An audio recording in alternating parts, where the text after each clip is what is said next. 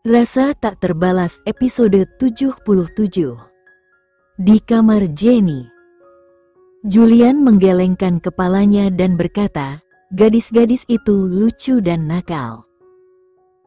Bayangkan jika seorang gadis kecil yang cantik mengenakan gaun merah muda, memecahkan vas atau melakukan kesalahan lalu berdiri di depanmu dengan tangan disilangkan di belakangnya, matanya penuh air mata menunggumu untuk memarahinya.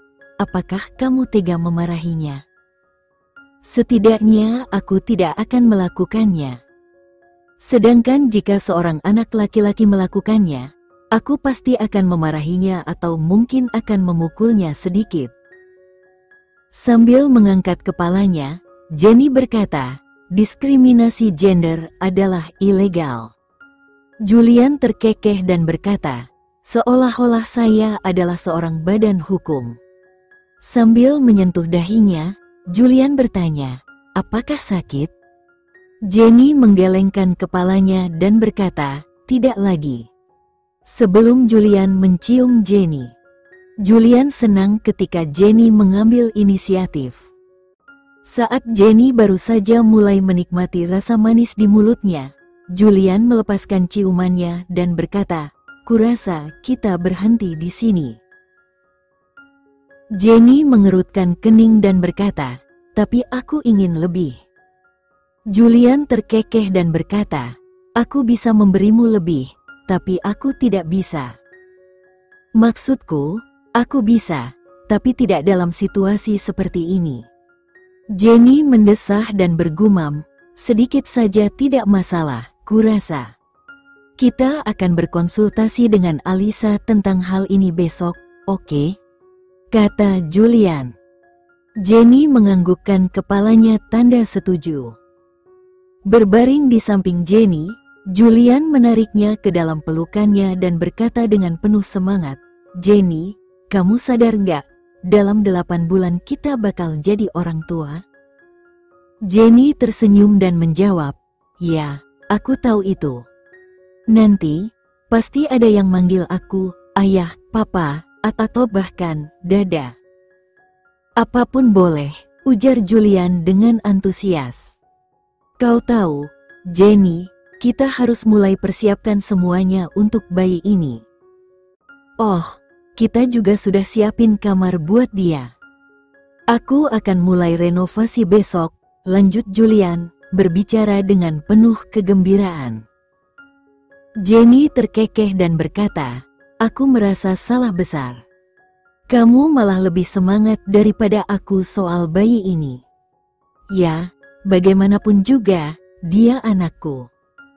Itu hasil kerja keras kita, jawab Julian dengan bangga. Sambil meringkuk di dada Julian, Jenny berkata, baiklah, baiklah, jangan terlalu berisik. Aku dan bayi sangat lelah, jadi kita perlu tidur. Julian mencium keningnya dan berkata, tidurlah, aku akan mengantarmu pulang besok. Jenny mengangguk pelan dan menutup matanya, perlahan tertidur. Keesokan harinya, saat Jenny terbangun, Julian sudah tidak ada di sampingnya. Mengucek matanya, Jenny memanggil, Julian. Namun, tidak ada jawaban. Julian, panggilnya lagi. Selamat pagi, Nyonya Muda. Tuan Julian sedang di bawah bersama Tuan dan Tuan kedua, jawab pembantu rumah tangga. Jenny mengangguk dan berkata, baiklah, kau bisa pergi. Setelah itu, Jenny turun dari tempat tidur, meraih handuk, dan berjalan menuju kamar mandi. Di bawah, suasana penuh tawa dan kehangatan. Jadi, seberapa sering ibumu memarahi kamu kemarin? Tanya mertuanya, tersenyum lebar. Julian menghela napas dan menjawab, banyak. Paman Irfan terkekeh dan berkata, Wulan memang begitu. Galak dan bisa sangat berbahaya. Pantas saja Andrian masih takut padanya. Ayah Romi tertawa dan berkata, kamu tahu, Julian, kalau bukan karena keberanian ibumu, orang tuamu mungkin tidak akan pernah bersama. Apa maksudnya? Tanya Julian, penasaran. Ibumu punya banyak pelamar waktu kita SMA, dan ayahmu adalah salah satunya. Ah, dia memang diva sekolah kita waktu itu. Bahkan aku juga salah satunya, itu sebabnya ayahmu dan aku sering tidak akur. Tapi siapa sangka kita akhirnya jadi mertua, kata mertuanya dengan nada bercanda. Paman Irfan ikut tertawa dan melanjutkan, ayahmu dulu mengikutinya diam-diam, melindunginya, mengiriminya bunga dan coklat. Tapi dia tidak pernah punya nyali untuk mengungkapkan perasaannya. Justru ibulah yang memaksanya untuk mengungkapkan isi hatinya. Dengan memukulinya pakai timbangan, Julian menghela napas dan menggelengkan kepalanya. Tidak heran mengapa dia seperti itu. Bukankah dia melakukan hal yang sama seperti ayahnya? Selamat pagi. Suara manis Jenny menyela percakapan mereka. Selamat pagi, Putri, sapa ayahnya. Paman Irfan tersenyum sambil berkata, lihatlah, kalian berdua begitu bersinar. Julian menepuk kursi di sampingnya dan berkata, kemarilah duduk di sini dan makan sesuatu. Jenny menganggukkan kepalanya dan dengan patuh duduk di sampingnya. Saat Julian mulai menaruh makanan di piringnya, Jenny membelalakan matanya karena terkejut dan berkata, Julian, apakah kamu berencana membuatku gemuk? Julian menggelengkan kepalanya dan berkata, kamu harus menambah berat badan dan makan lebih banyak makanan sehat. Tapi, Jenny, dengarkan Julian, kata Paman Irfan memberikan nasihat. Kalian mau pergi kemana hari ini? Tanya ayahnya. Kami akan pergi ke rumah sakit, jawab Julian. Ayahnya tersenyum dan bertanya, mengapa kalian tidak tinggal di sini beberapa hari? Jangan pernah pikirkan itu, kata Ibu Wulan yang baru saja memasuki rumah besar itu. Ibu, ucap Jenny sambil berdiri dan hendak berlari menghampiri Ibu Wulan. Namun Julian menghentikannya dengan lembut dan berkata, Jenny, ibu tidak boleh terlalu bersemangat. Ibu sedang hamil. Baiklah, maaf, kata Jenny sebelum berjalan mendekati Ibu Wulan. Bagaimana keadaanmu? Tanya Ibu Wulan dengan senyum lebar di wajahnya. Saya merasa cukup baik hari ini, jawab Jenny. Ibu Wulan menuntunnya kembali ke meja dan berkata, Alisa tidak akan datang ke rumah sakit besok pagi karena dia merasa tidak enak badan. Dia bilang dia akan datang ke rumah besar malam ini bersama Niko. Kamu bisa bicara dengannya nanti. Baiklah, jawab Julian. Setelah sarapan, Ibu Wulan mengantar Jenny pulang sementara Julian menuju kantornya. Sebelum pergi, Julian mencium kening Jenny dan berkata, bersikaplah baik dan jangan sungkan-sungkan. Aku akan kembali sebelum jam makan siang. Jenny menganggukkan kepalanya dan berkata, bisakah kamu membeli es krim saat kamu kembali? Julian terkekeh dan bertanya, es krim karamel, kan? Jenny menganggukkan kepalanya dan berkata, donat juga. Baiklah. Ada lagi? Tanya Julian. Aku akan meneleponmu jika aku butuh sesuatu, jawab Jenny sebelum pergi bersama Ibu Wulan. Setelah menaiki mobilnya, Julian melanjutkan perjalanannya menuju Pangkalan Dunia Bawah. Pangkalan Dunia Bawah. Ketika Julian tiba, Niko dan Bima sudah hadir. Bagaimana keadaan Jenny sekarang? Tanya Bima. Dia baik-baik saja. Bisakah kamu meminta Yasmin untuk menemaninya hari ini? Tanya Julian. Bima menghela napas dan berkata, dia sudah ada di rumah keluarga Baskara. Aku baru saja mengantarnya ke sana sebelum datang ke sini. Nico, bagaimana kabar Alisa? Tanya Julian. Dia baik-baik saja, kata Nico. Bima menepukkan kedua tangannya dan berkata, baiklah, sekarang mari kita bicara bisnis. Ada berita tentang geng yang sangat terkenal dari Amerika yang memindahkan markas utama mereka ke negara Surabaya pada akhir bulan ini. Apakah Anda berbicara tentang geng yang dipimpin oleh putra Stephen, Sebastian? Tanya Nico. Benar sekali. Orang-orang mengira bahwa Sebastianlah yang memimpin geng itu, tetapi itu tidak benar. Hanya sedikit orang yang tahu bahwa geng itu sebenarnya dipimpin oleh seorang pemuda lain yang dikenal sebagai Mario. Kedua pemuda ini telah melakukan keajaiban di Amerika. Hampir seluruh dunia bawah tanah Amerika takut pada mereka, kata Bima. Menarik, tapi mengapa mereka memindahkan basis utama mereka ke Surabaya? Tanya Nico. Itu masih belum diketahui. Tetapi kita harus berhati-hati, kata Bima. Nico mengerutkan kening dan bertanya, kenapa harus hati-hati? Bukankah mereka hanya anak-anak? Julian menggelengkan kepalanya dan berkata, jangan remehkan mereka. Meskipun Bastian itu sama seperti ayahnya, bodoh dan dungu, tetapi orang itu tidak seperti itu.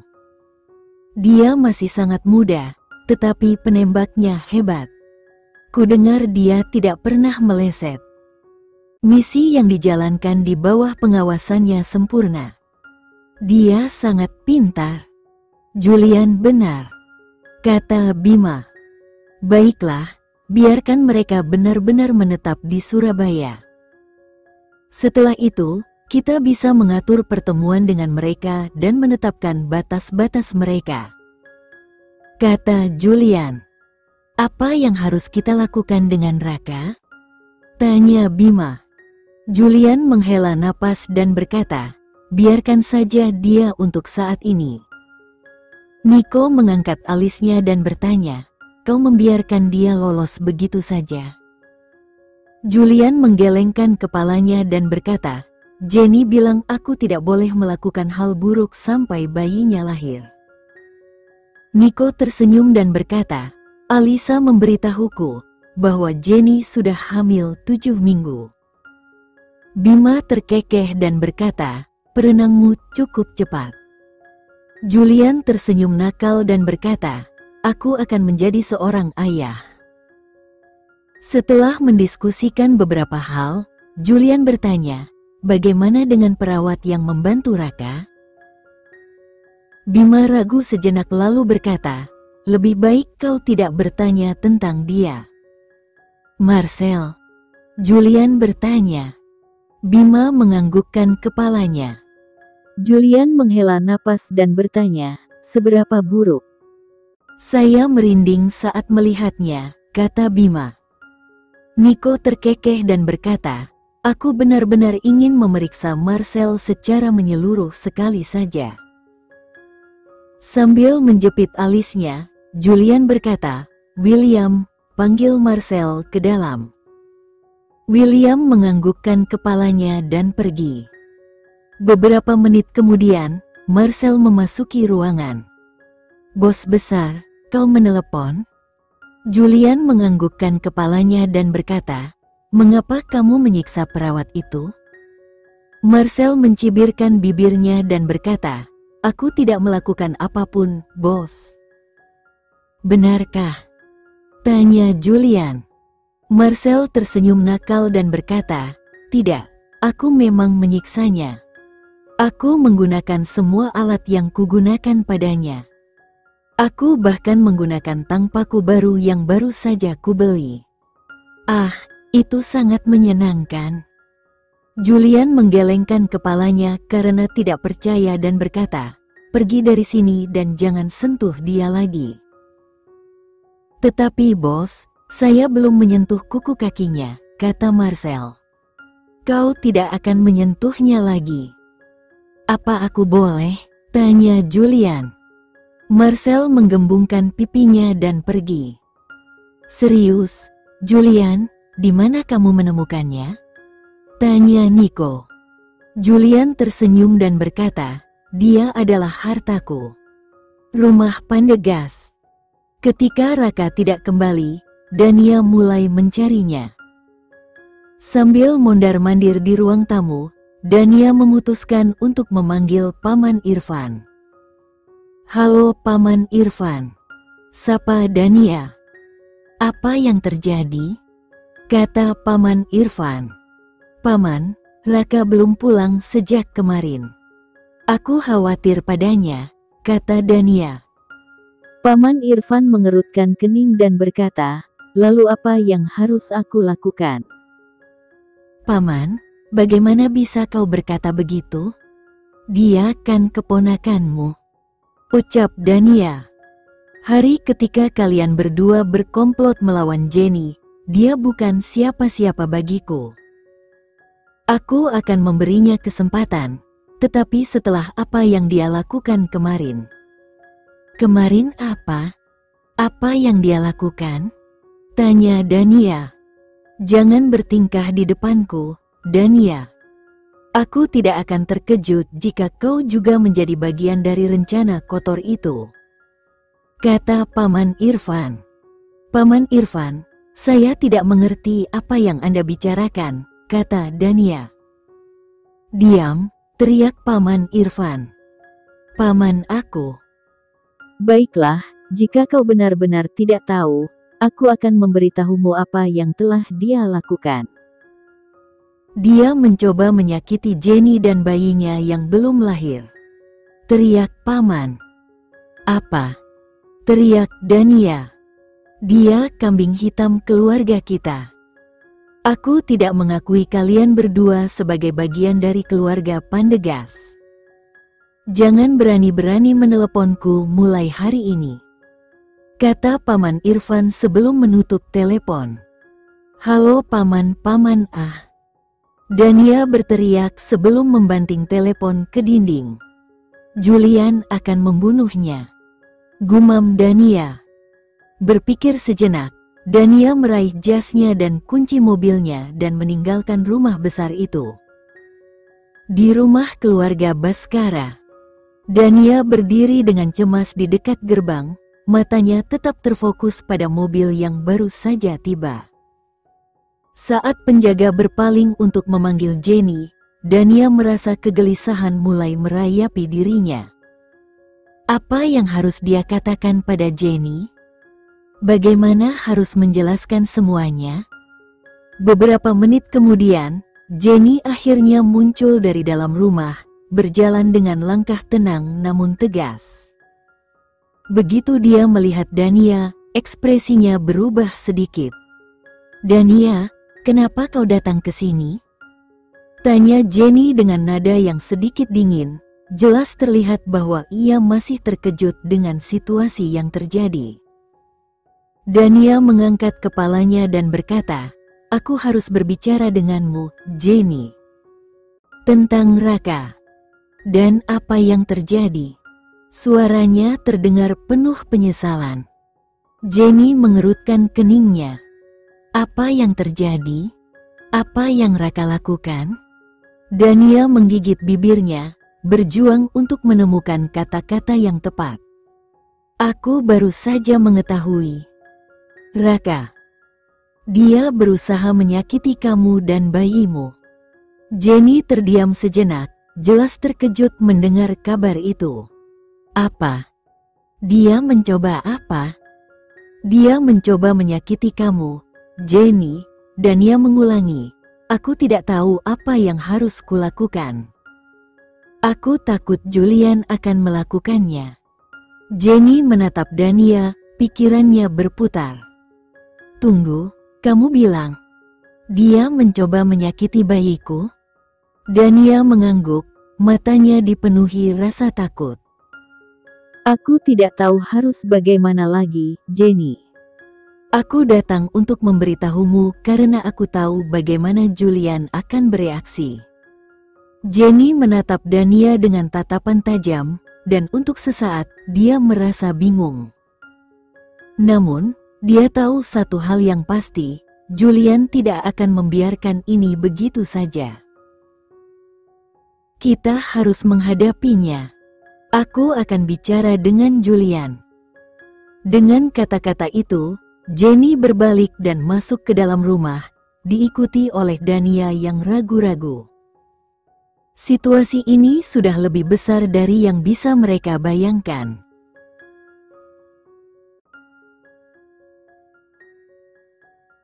Sekian dulu ya video kali ini. Kita lanjutkan lagi videonya di lain waktu.